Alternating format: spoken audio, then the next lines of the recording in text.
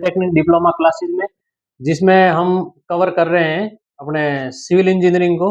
और धीरे धीरे आपको दूसरी दूसरी ब्रांच भी आपको देखने को मिलेगी, और इसमें हम सिविल इंजीनियरिंग के लगभग सारे सब्जेक्ट कवर करेंगे एक एक करते। जैसे कि मेरा नाम सुरेश कुमार है, मैं आपको स्ट्रेंथ ऑफ मटेरियल पढ़ाऊंगा, जिसको डिग्री में अपना जैसे कि बीटेक करते हैं तो उसको स्ट्रेंथ ऑफ मटेरियल कहते हैं, और डिप्लोमा में कहते हैं इसको mechanics of material. Mechanics of material का मतलब ये होता है कि जैसे कि ये है मैकेनिक्स ऑफ मटेरियल, ठीक है। मैकेनिक्स ऑफ मटेरियल, मैकेनिक्स किसको बोलते हैं पहले तो हमें इसकी चीज को समझना पड़ेगा।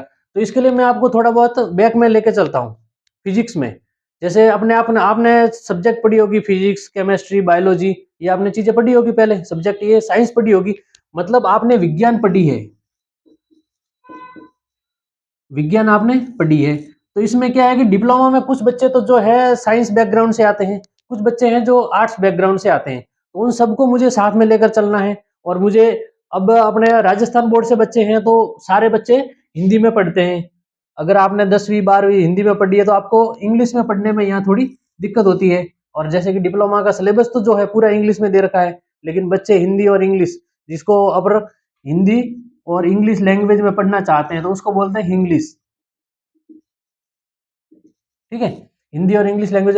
तो मैं आप इसी भाषा में पढ़ाऊंगा आपको इंग्लिश में। पहले मैं आपको थोड़ा बहुत विज्ञान की तरफ लेके चलता हूँ। आपने पढ़ी होगी भौतिकी, आपने भौतिक विज्ञान पढ़ी होगी, फिजिक्स पढ़ी होगी। फिजिक्स जब जैसे कि आपने 10वीं में पढ़ी, 9वीं क्लास में पढ़ी, और 8वीं क्लास में पढ़ी, 11वीं क्लास में अगर कोई साइंस बैकग्राउंड है तो उसने 11वीं में फिजिक्स पढ़ी होगी, 12वीं में पढ़ी होगी। तो वो जो साइंस थी ना, वो साइंस आपकी थ्योरेटिकल साइंस थी, थ्योरेटिकल थ्योरेटिकल साइंस थी वो, ठीक है, वो थ्योरेटिकल साइंस थी। अब अपन डिप्लोमा, जैसे कि अपन इंजीनियरिंग बैकग्राउंड में आते हैं, जैसे मेडिकल फील्ड में जाते हैं, इंजीनियरिंग बैकग्राउंड, इंजीनियरिंग में दो तरह के होते हैं, एक तो डिप्लोमा होता है, एक डिग्री होता है। तो डिप्लोमा में और डिग्री में यही अंतर है, एक तो सिलेबस का अंतर है और उसकी एक थोड़ी बहुत वैल्यू ज्यादा रह जाती है डिग्री की, क्योंकि वो 4 साल की और एक प्रोफेशनल डिग्री है। तो डिप्लोमा के सिलेबस में इतना वाइड रेंज का सिलेबस नहीं होता है, लेकिन जो भी है वो हमें समझने की जरूरत है, क्योंकि हमें एग्जाम भी पास करना होता है और हमें वो नॉलेज पूरा होना चाहिए, ताकि हम भविष्य में कहीं अच्छी नौकरी प्राप्त कर सके। तो इसके लिए पूरा नॉलेज के लिए आपको ढंग से समझना पड़ेगा। और तो मैं आपको, अब मैंने आपको बताया था कि हम फिजिक्स में लेके चलेंगे। जो आपने जो 10वीं 11वीं 12वीं में जो पढ़ी थी वो थ्योरेटिकल साइंस थी।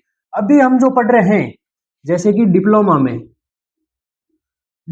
भी साइंस पढ़ रहे हो आप। जैसे आप अगर इंजीनियरिंग डिग्री करने जाओगे, बीटेक डिग्री है ना, तो बीटेक डिग्री है, डिप्लोमा है, इसमें आप, इसमें भी तो आप साइंस पढ़ रहे हो। फिर इन दोनों में अंतर क्या है? इन दोनों में सिर्फ एक छोटा सा अंतर है कि जो आपने फिजिक्स जो भौतिक पढ़ी थी 10वीं 11वीं 12वीं 9वीं क्लास में जो पढ़ी थी वो थ्योरेटिकल साइंस थी। अभी हम क्या पढ़ रहे हैं? अभी हम पढ़ रहे हैं अप्लाइड साइंस। अभी हम पढ़ रहे हैं अप्लाइड साइंस। अप्लाइड साइंस का मतलब क्या होता है? अप्लाइड साइंस का मतलब है कि साइंस का, विज्ञान का उपयोग, विज्ञान का उपयोग, है ना। और इस अप्लाइड को अगर आप थोड़ा सा और देखें तो इसकी एप्लीकेशन, है ना, एप्लीकेशन जो हमने थ्योरेटिकल साइंस पढ़ी थी उसकी एप्लीकेशन क्या है, उसका उपयोग क्या है, उसका जो हम अपने दैनिक जीवन में क्या क्या उपयोग करते हैं, वो ही हम डिप्लोमा और डिग्री में पढ़ते हैं। तो उसी के क्रम में हम आज डिप्लोमा क्लासेज के लिए हमारा जो पहला सब्जेक्ट है, पहला सब्जेक्ट आज हम जो शुरू करने जा रहे हैं उसका नाम है मैकेनिक्स ऑफ मटेरियल। मैंने आपको कहा था पहले, मैंने ये आपको लिख के भी बता दिया कि मैकेनिक्स ऑफ मटेरियल इस सब्जेक्ट का नाम है, जिसका डिप्लोमा जो राजस्थान बीटीईआर में, BTER board of technical education Rajasthan, जिसका हेडक्वार्टर जोधपुर में है, और उसके सिलेबस में जो है अब ये अपना 3rd सेम में चलता है। 3rd सेम सेकेंड ईयर में एक सब्जेक्ट है, वहां से हम स्टार्ट कर रहे हैं आज डिप्लोमा क्लासेज के लिए। सिलेबस पूरा कवर करवाएंगे, और इसमें मैकेनिक्स ऑफ मटेरियल जो है, अब हम सिलेबस पे आ जाते हैं सीधा, ज्यादा इधर उधर टाइम वेस्ट करने से कोई मतलब नहीं है। हम पढ़ेंगे मैकेनिक्स ऑफ मटेरियल, ठीक है। मैकेनिक्स ऑफ मटेरियल में आपके लगभग 5 यूनिट है मेरे ख्याल से, 1 2 3 4 और 5, ठीक है। इसमें 5 यूनिट है, जिसमें इसमें तो आपको अगर पढ़ना पड़ेगा, जैसे कि मोमेंट ऑफ इनर्शिया है, ठीक है, और मोमेंट ऑफ इनर्शिया हो गया, और इसमें रेडियस ऑफ जाइरेशन करके कुछ सिलेबस में, इसमें आपको stress simple stress and strain आपको पढ़ना पड़ेगा, ठीक है। और इसमें आपका आ जाएगा बीम वगैरह आ जाएगा, इसमें बेंडिंग स्ट्रेस, शियर स्ट्रेस वगैरह आ जाएगा, और इसमें आ जाएगा कॉलम वगैरह का, जिसको हिंदी में कहते हैं स्तंभ। आपने बिल्डिंग के अंदर स्तंभ वगैरह देखा होगा। तो इस तरह से हमारा जो पूरा सिलेबस है वो 5 यूनिट में बोर्ड ने डिवाइड किया है, और जिसका कोड है CE303, ठीक है। तो हम मैकेनिक्स ऑफ मटेरियल के बारे में पढ़ने जा रहे हैं। आशा आप सब लोग तैयार हैं, ठीक है। मैकेनिक्स ऑफ, अब जो अपने आपने कुछ बच्चे साइंस बैकग्राउंड से हैं, कुछ आर्ट्स से हैं, तो मैं आपको थोड़ा बहुत पहले पदार्थ के बारे में बताऊंगा, और पदार्थ के ऊपर, पदार्थ का कैसा कैसा व्यवहार होता है, उसके ऊपर अगर हम अलग अलग तरीके से फोर्स लगाते हैं तो वो किस किस तरह का व्यवहार देता है, उसका व्यवहार किस किस तरह का होता है, उसी को बोलते हैं मैकेनिक्स। जब हम जब हम किसी भी पदार्थ के ऊपर बल लगाते हैं, तो उसमें कुछ बदलाव होते हैं। क्या होते हैं? बदलाव होते हैं, ठीक है। अब पदार्थ को आप यहाँ पे बॉडी भी कह सकते हैं, ठीक है। और अगर इसको और देखें तो इसको मटेरियल कहते हैं, ठीक है। और जैसे कि बल को आपको पता ही होगा, बल को इंग्लिश में कहते हैं फोर्स, ठीक है। अब ये बदलाव कैसे होंगे? बदलाव यहाँ तो उसकी, जैसे कि अगर कोई चीज, जैसे कि ये कोई मटेरियल है, तो यहाँ तो ये बढ़ जाएगा, या फिर ये घट जाएगा, या फिर ये टूट जाएगा, इस तरह के बदलाव हो सकते हैं। तो मैं जैसे कि आपको पे लिख के बता देता हूँ, इसकी लंबाई में बढ़ना या फिर घटना, ठीक है। और ये फेल भी हो सकता है, फेल का मतलब ये टूट भी सकता है, ठीक है। उसमें इस तरह के कुछ बदलाव होंगे। तो जो मटेरियल है, मटेरियल के ऊपर हम अगर फोर्स लगाते हैं या बल लगाते हैं तो उसमें कुछ बदलाव होते हैं, और अगर हम सारे बदलावों को एक साथ लेकर आए तो उसको बोलते हैं फिनोमिना। क्या बोलते हैं? फिनोमिना, ठीक है।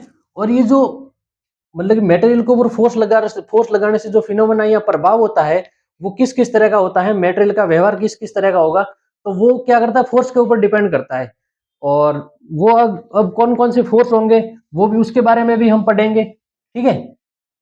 और जो किस किस तरह के बदलाव होंगे वो भी हम पढ़ेंगे। पहले हम पढ़ेंगे ये पदार्थ के बारे में, कि हमारे पास जो अवेलेबल, हमारे पास उपलब्ध है, हमारे पास जो मटेरियल उपलब्ध है वो किस किस तरह के हैं, उनका व्यवहार कैसा कैसा है। वो मटेरियल को अगर हम क्लासिफाई करें, उनको अगर अलग अलग भागों में बांटें, तो वो मटेरियल किस किस तरह के होंगे। पहला मैं आपको मटेरियल बताता हूँ, रिजिड मटेरियल, ठीक है। और दूसरा होता है नॉन रिजिड, ठीक है। जो एक तो रिजिड को अपन कह सकते हैं ठोस, ठीक है। और नॉन रिजिड में अपना आ जाएगा तरल पदार्थ, ठीक है। तो तरल पदार्थ तो आप, जैसे कि पानी हो गया, ठीक है, पानी है, तेल है, इस तरह के ये तरल तरल पदार्थ में आ जाएंगे। और ठोस में क्या आ जाएगा, जैसे कि अपने पास में लोहा है, ठीक है, लोहा हो गया, अपने पास में और क्या हो गया, पत्थर हो गया। ये इस तरह के अलग अलग हमारे पास ठोस में पदार्थ उपलब्ध है। तो हम दोनों के ऊपर, जैसे कि अगर आप, जैसे कि ये रिजिड मटेरियल है ना, रिजिड के अंदर आप पढ़ोगे, इसमें मैकेनिक्स ऑफ मटेरियल में अपन स्टडी करेंगे। और तरल पदार्थ की अपन अपने आगे, जैसे कि अभी हम थर्ड सेम की बात कर रहे हैं, जैसे आप फोर्थ सेमेस्टर में जाओगे तो आप तरल पदार्थ के बारे में पढ़ोगे। जो सिलेबस, आपके जो सिलेबस में जो सब्जेक्ट है उसका नाम है हाइड्रोलिक्स, ठीक है। तो उसकी बात हम बाद में करेंगे, अभी मैं आपको एक सिर्फ ब्रीफ आइडिया दे रहा हूँ, उसी के बारे में हम पढ़ रहे हैं, ठीक है। तो हम रिजिड मटेरियल है। अब रिजिड मटेरियल में भी दो तरह के होते हैं, ठीक है। एक तो होता है सॉलिड, ठीक है, और एक होता है नॉन रिजिड, सॉरी, एक तो होता है सॉलिड और एक होता है डिफॉर्मेबल बॉडी,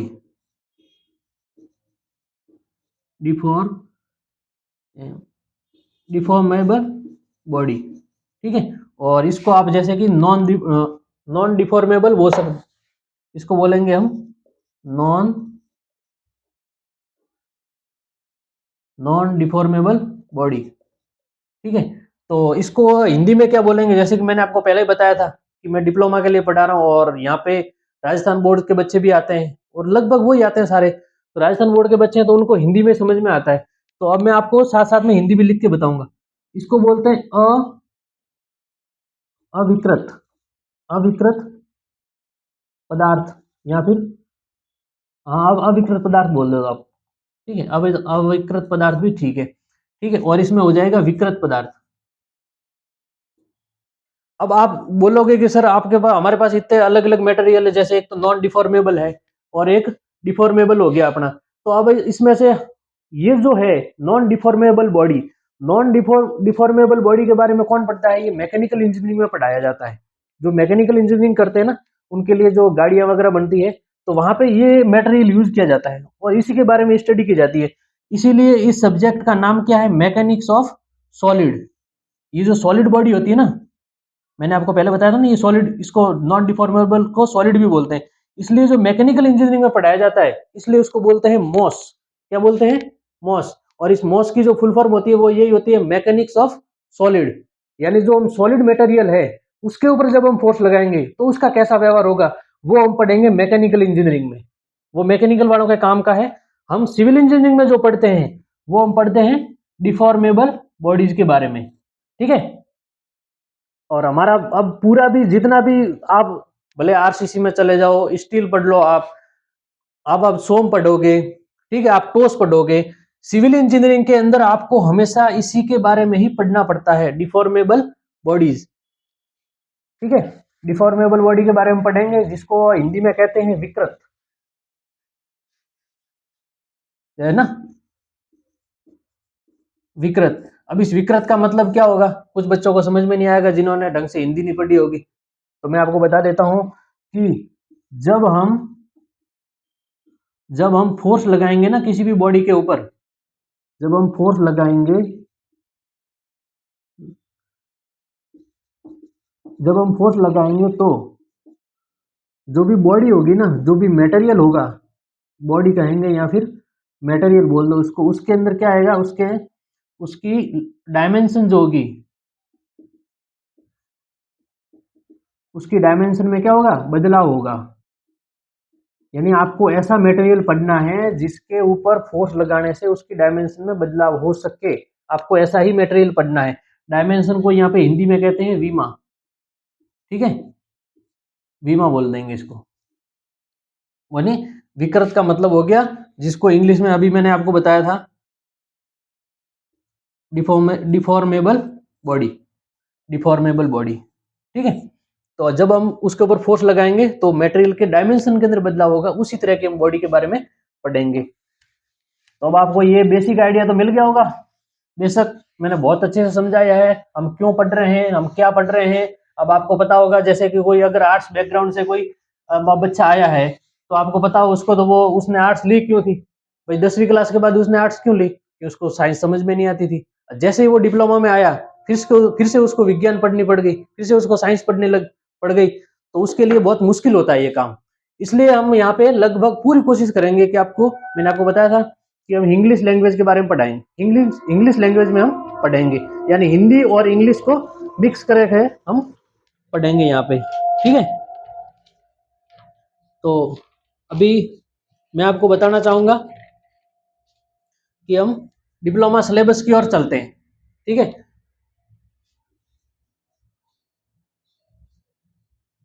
डिप्लोमा के सिलेबस है, जो हमारे सब्जेक्ट का नाम है मैकेनिक्स ऑफ मटेरियल, जिसको बोलेंगे मॉम। मॉम यानी मदर। ये आपके पूरे जो भी डिप्लोमा कोर्स है ना, उसकी माँ है एक तरह से ये।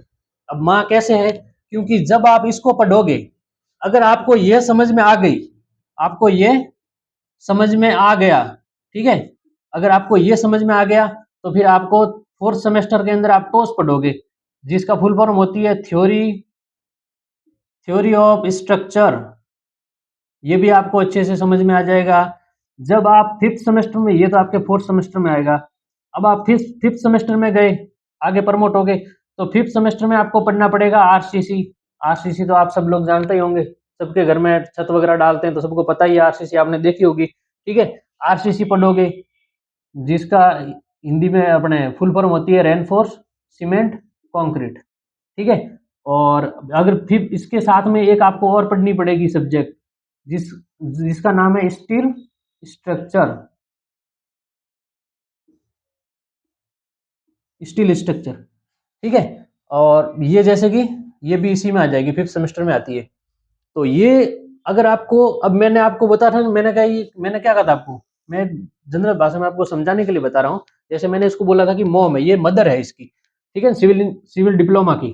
ठीक है, अगर आपको ये समझ में आ गया तो आपको टोस समझ में आ जाएगी। टोस समझ में आ गया तो फिफ्थ सेमेस्टर के आपके दो सब्जेक्ट और पढ़ेंगे, आरसीसी और स्टील स्ट्रक्चर, वो भी आपको अच्छे से समझ में आ जाएंगे। क्योंकि इनका जो जो हम शो में पढ़ेंगे ना, जो इसको मैकेनिक्स ऑफ मटेरियल में जो भी पढ़ेंगे, जो कुछ भी पढ़ेंगे, उसका पूरा का पूरा उपयोग है इन तीनों में। ये जो तीनों सब्जेक्ट है ना, टोस हो गया, आरसीसी हो गया, स्टील हो गया, इन तीनों के अंदर पूरा पूरा उपयोग है इसका। ठीक है, तो अब हम पहले एक बार डिप्लोमा की बात कर लेते हैं। मैंने आपको पूरा बेसिक आइडिया तो दे ही दिया है, आपको अच्छे से समझ में आएगा। और मैं आपको पूरा विश्वास दिलाता हूँ कि अब आपके अगर किसी भी भाई के बैक लगी हुई है, किसी भी स्टूडेंट के अगर बैक लगी हुई है, तो वो भी क्लियर हो जाएगी। और जो भी नए स्टूडेंट हैं इस बार अपने थर्ड सेमेस्टर में है, तो आपने सुना होगा कि अब शायद टाइम टेबल तो आगे है, मेरे ख्याल से जनवरी 12 जनवरी से पेपर स्टार्ट हो रहे हैं, तो उसमें भी आपके बैक नहीं लगेगी, ये मेरी पूरी गारंटी है। ठीक है, तो अपने पहला चैप्टर जो है, अपना पहला अध्याय जो है इसमें मैकेनिक्स ऑफ मटेरियल में डिप्लोमा के सिलेबस में, उसका नाम है मोमेंट ऑफ इनर्शिया। क्या नाम है? Moment of inertia. ठीक है, दूसरे चैप्टर का नाम है आपके simple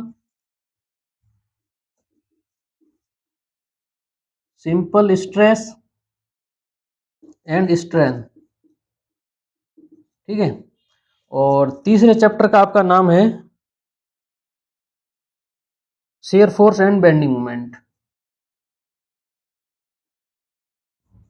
shear force and bending moment. और चौथे चैप्टर का नाम है अपने बेंडिंग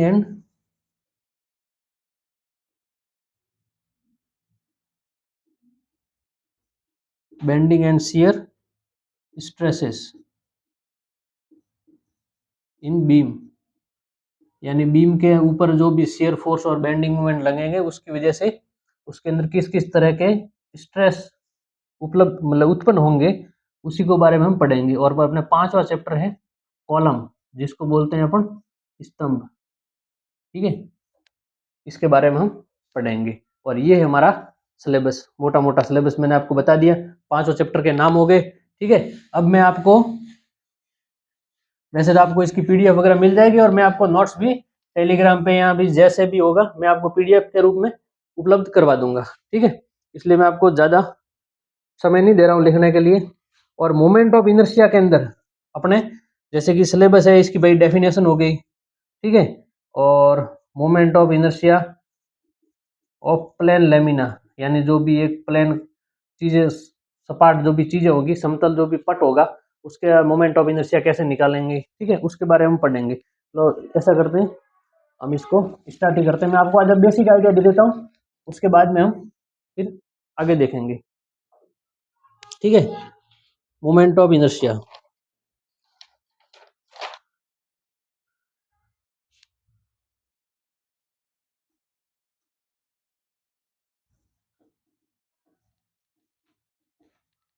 अपने पहला जो चैप्टर का नाम भी यही है, मोमेंट ऑफ इनर्शिया। ठीक है, और अपने पहला टॉपिक भी यही है। ठीक है, मोमेंट ऑफ इनर्शिया।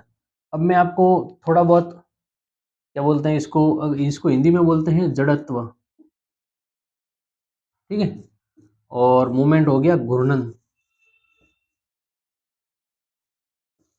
अब मैं आपको क्या करूंगा, पहले इस जड़त्व के बारे में बताऊंगा, मैं आपको थोड़ा सा फिजिक्स में लेके जाऊंगा, जो अपने आपने भौतिकी जो पढ़ी होगी ना, फिजिक्स, उसके अंदर थोड़ा सा मैं आपको लेके जाऊंगा, इनर्शिया के बारे में मैं आपको समझाऊंगा, ताकि आपको थोड़ा बहुत बेसिक नॉलेज हो जाए, ताकि जो आप पढ़ोगे सिविल इंजीनियरिंग में, क्योंकि ये जो इनर्शिया है ना, ये आपके हर जगह काम आएगा। इसका फॉर्मूला जो है वो बेसिक है, और बेसिक फॉर्मूला आपके हर जगह काम आएगा। और उस जैसे कि काफी बच्चे होते हैं जो रट के काम चला लेते हैं, कुछ बच्चे होते हैं जिनको समझना जरूरी होता है, क्योंकि उनको ऐसे याद नहीं रहता इतना ज्यादा। क्योंकि जब आप जैसे आप जेएन एएन की तैयारी करने चले गए, डिप्लोमा के बाद में आप जेएन का पेपर दोगे, तो वहां आपको पूरा सिलेबस 6 महीने में कवर करना पड़ेगा, फिर वहां आपको समझ में नहीं आएगा कि ये क्या कह रहा है, और इतने सारे फॉर्मूले होंगे, इतने सारे, मतलब पूरा बल्कि हो जाता है, बहुत ज्यादा हैवी हो जाता है सिलेबस, तो वहां आपको याद करने में दिक्कत होगी।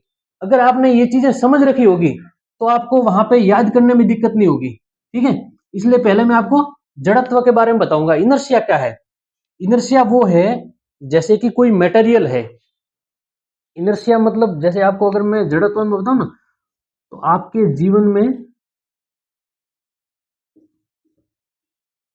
सुस्तपन, सुस्तपन आप समझते हो? सुस्तपन का मतलब क्या होता है? सुस्तपन का मतलब होता है आलस, है ना। सुस्तपन का मतलब होता है आलस। जैसे आपका, अगर मैं थोड़ा सा हंसी मजाक भी बीच बीच में चलता है, जैसे आप अगर सर्दियों का टाइम है, अभी सर्दियों का टाइम में आप सोते रहते हो, ठीक है, आपकी मम्मी आपको बड़े प्यार से उठा जगाती है, लेकिन आप नहीं उठते, आप सोते रहते हो, तो वही आपका इनर्शिया है। और जैसे ही मतलब कि ज्यादा फोर्स लगता है, यानी आपके पापा कुछ प्रत्यय और उपसर्ग का प्रयोग करके आपको दो शब्द बोलते हैं, कि आप सीधा ही बिस्तर से खड़े होके निकल जाते हो कि चलो अब तो कॉलेज जाना है, स्कूल जाना है, जिसमें आप क्लास में पढ़ रहे हैं, जो भी आप काम कर रहे हैं, उसके लिए जल्दी से रेडी होके निकल जाते हो। तो इनर्शिया क्या है? इनर्शिया एक सुस्तपन है, एक आलस है। ये जो आलस है, ये हम किसके बारे में पढ़ेंगे? ये मटेरियल के बारे में हम पढ़ रहे हैं यहाँ पे, ठीक है। ये तो मैंने आपको एक बेसिक आइडिया दिया है कि इस तरह का ये होता है, ताकि आपको अच्छे से, मतलब कि आपके दैनिक जीवन की जो भी चीजें हैं, उनसे अगर जोड़कर बताया जाए, जोड़कर समझाया जाए आपको, तो आपको, मुझे लगता है कि शायद बेहतर तरीके से समझ में आएगा। तो जड़त्व, जैसे कि अगर कोई पदार्थ है, कोई पदार्थ अगर वो स्थिर है, क्या है? स्थिर है, तो वह स्थिर रहना चाहता है। क्या रहना चाहता है? स्थिर रहना चाहता है, ठीक है। और उसी तरीके से अगर कोई पदार्थ घूम रहा है, तो वो घूमते हुए रहना चाहता है, ठीक है। जैसे कि आपने गाड़ी देखी होगी, अगर गाड़ी के चलो गाड़ी का एक एग्जांपल, ठीक है, जैसे कि आपने पुली देखी होगी जीवन में कहीं पे भी, जैसे चक्की की पुली है आपके, जैसे कि अगर कोई खेती बाड़ी वाला आदमी है, तो उसने देखा होगा थ्रेसर, थ्रेसर देखा होगा ना। जैसे थ्रेसर का वहां पे वो गियर को बंद करने के बाद भी वो पुली क्या करती रहती है? घूमती रहती है, एक थोड़े से टाइम के लिए, भले 5 सेकंड, 10 सेकंड, 1 मिनट के लिए भी घूमो, लेकिन वो घूमती रहती है। वो क्यों घूमती रहती है? जबकि उसका लोड तो हट गया है, फिर भी उसके बाद भी वो घूमती रहती है। उसका कारण है इनर्शिया। तो इनर्शिया क्या है कि उसकी कोई भी जो अवस्था है ना, उस अवस्था में बदलाव को रोकता है। वास्तविक जो वर्तमान अवस्था है ना, वर्तमान अवस्था के वर्तमान अवस्था के अंदर बदलाव का विरोध, बदलाव का विरोध क्या कहलाता है? बदलाव का विरोधी इनर्शिया कहलाता है, सॉरी, बदलाव का विरोधी क्या कहलाएगा? इनर्शिया। अब जैसे कि, अब इनर्शिया, जैसे अगर आप फिजिक्स में पढ़ोगे ना, तो इनर्शिया किसके ऊपर डिपेंड करता है? Mass into acceleration. मास यानी उस पदार्थ का द्रव्यमान, ठीक है। द्रव्यमान उसके द्रव्यमान पे डिपेंड करेगा। जैसे कि मैं आपको सीधा सा एग्जांपल बताता हूँ, वो द्रव्यमान पे कैसे डिपेंड करता है। जैसे आपने सब लोग हैं जो, फुटबॉल तो आपने खेला होगा। अब फुटबॉल क्या हल्की होती है, आप फुटबॉल को लात मार दोगे, फुटबॉल आगे चली जाएगी। अगर क्या आप पत्थर के लात मार पाओगे?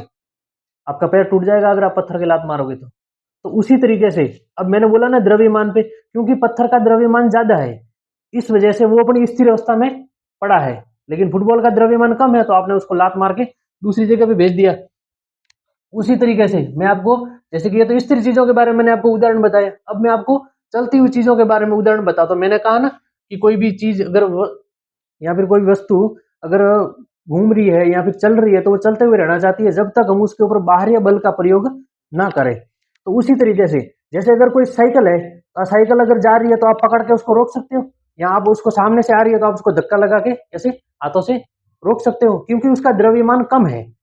अगर कोई भी ट्रक आ रहा है, अगर क्या आप ट्रक को रोक सकते हो? नहीं रोक सकते, ट्रक आपके ऊपर से चला जाएगा और आप भगवान को प्यारे हो जाओगे। तो इसी तरीके से मैंने आपको बताया, अब आपको मैंने लाइव उदाहरण देके बता दिया कि इनर्शिया क्या है। कोई भी वस्तु जो अपनी इस अवस्था में है ना, उस अवस्था में जो होने वाला बदलाव है उसको रोकता है, उसी को बोलते हैं इनर्शिया। ठीक है, तो ये तो आपको इनर्शिया समझ में आ गया, जड़त्व तो समझ में आ गया, इसको जड़त्व भी बोलते हैं, इसको अगर आप बोलना चाहें तो जड़ता भी बोलते हैं। ठीक है, ये हो गया इनर्शिया। और अब इसमें क्या लिख रखा है? घूर्णन। घूर्णन यानी हम जो, हमें पूरी फिजिक्स तो पढ़नी नहीं है, हमें तो क्या पढ़ना है, जो हमारे सिविल इंजीनियरिंग में या फिर मैकेनिकल इंजीनियरिंग में जो हमारे उपयोग में आएगा, जो हमारे काम की चीजें हैं उनके बारे में हमें पढ़ना है। तो हम ये घूर्णन वाली जो चीजें हैं, ये घूर्णन वाली जो चीजें हैं ये मैकेनिकल वालों के काम की है। किसके काम की है? मैकेनिकल वालों के काम की है, क्योंकि मैकेनिकल वालों के लिए पूरी डिजाइन है, जैसे कि अपने गाड़ियों के व्हील्स का डिजाइन है, जो अपने गियर्स होते हैं गाड़ी के अंदर उनके जो रोटेशन होता है, उनके डिजाइन वगैरह के लिए उनको घूर्णन वगैरह, घूर्णन यानी मोमेंट ऑफ इनर्शिया का पढ़ने की आवश्यकता पड़ती है। यानी घूर्णन वाली जो चीजें हैं, जैसे कि अगर कोई चीज रोटेट कर रही है, अगर रोटेट करने वाली चीजें उसके मास और वो कितनी दूरी पर रोटेट कर रही है, उस दूरी के ऊपर, दोनों के ऊपर डिपेंड करता है। जैसे कि मेरे पास कोई वैसे सामान तो नहीं है, लेकिन मैं आपको इससे बताता हूँ, इससे मैं आपको एग्जांपल लेके बताता हूँ। जैसे कि अगर मैं इस, मेरे पास ये एक, मेरे कुछ मिला नहीं तो मैं सोचा कि इसी से आपको, सॉरी, मैं इसी से आपको बता देता हूँ कि ये किस तरह से इसके ऊपर डिपेंड करती है। जैसे कि अगर मैं इस रस्सी की जो है ना, इस रस्सी को अगर मैं कम रखूं, इसकी लंबाई अगर मैं कम रखूं, तो मुझे इसको घुमाना आसान होगा और मुझे इसको रोकना भी बहुत आसान हो जाएगा। जैसे ही मैं इसकी लंबाई बढ़ा दूंगा तो मुझे इसको घुमाने में भी जोर आएगा और इसको रोकने में भी जोर आएगा, या टाइम लगेगा। ठीक है ना? तो घूर्णन करने वाली जो भी चीजें होती है ना, वो उसके कितनी दूरी पे लगी हुई है और उसका द्रव्यमान कितना है, इन दोनों के ऊपर निर्भर करती है। मैंने आपको जो अभी जो बताया था ना, मास इनटू एक्सेलरेशन, इसमें मैंने आपको क्या बताया था, इसमें ये मास के ऊपर निर्भर कर रही थी, लेकिन इसमें ये घूर्णन करने वाली चीजें दोनों के ऊपर डिपेंड करती है। अब अपन वैसे भी मैकेनिक्स, जो मैकेनिक्स ऑफ मटेरियल है, वो सिविल इंजीनियरिंग के बारे में पढ़ रहे हैं। तो सिविल इंजीनियरिंग वाले बच्चे बोलेंगे कि सर हमारे तो घूमने वाली कोई चीज आती नहीं है। हमारे सिविल इंजीनियरिंग में जितना भी हम जो पढ़ते हैं वो क्या पढ़ते हैं? कॉलम और बीम। ये तो अपना हो गया बीम, क्या होता है जिसको बोलते हैं, हिंदी में बोलते हैं धरन। ठीक है, और ये हो गया कॉलम, कॉलम जिसको स्तंभ बोलते हैं। अब सिविल इंजीनियरिंग वाले बच्चे बोलेंगे कि सर आप क्या मजाक कर रहे हो, हमारे तो घूमने वाली चीजें है ही नहीं, हमारे तो सारी चीजें स्थिर है। तो इसमें कहाँ मोमेंट ऑफ इनर्शिया काम आ जाएगा? हमारे जो सिविल इंजीनियरिंग में काम आता है ना, वो होता है area, area moment of inertia. हमारे सिविल इंजीनियरिंग में क्या काम आता है? एरिया मोमेंट ऑफ इनर्शिया काम आता है। ठीक है, तो हम लगभग उसी के बारे में स्टडी करेंगे, इसलिए आपको अलग अलग जो भी आपके पास जो डायमेंशन होगी, जो आपकी आपके पास अलग अलग फिगर होंगे, जैसे कि आयताकार फिगर हो गया, त्रिभुजाकार फिगर हो गया, सर्कुलर कोई भी फिगर हो गया, है ना, उस तरह के हम चीजों के ऊपर, चीजों के बारे में पढ़ेंगे।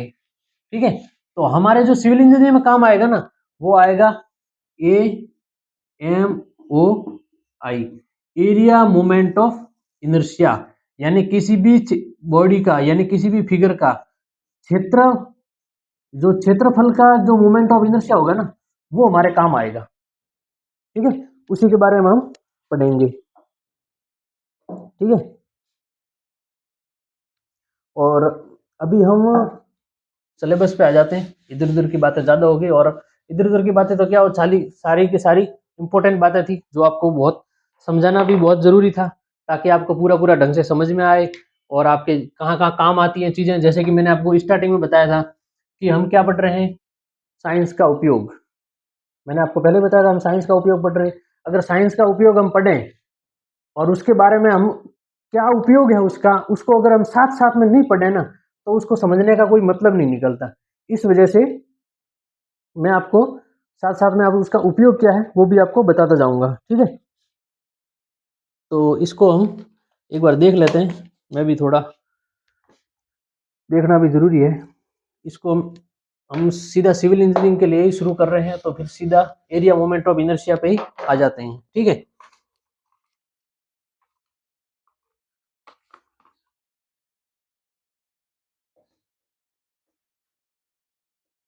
Area moment of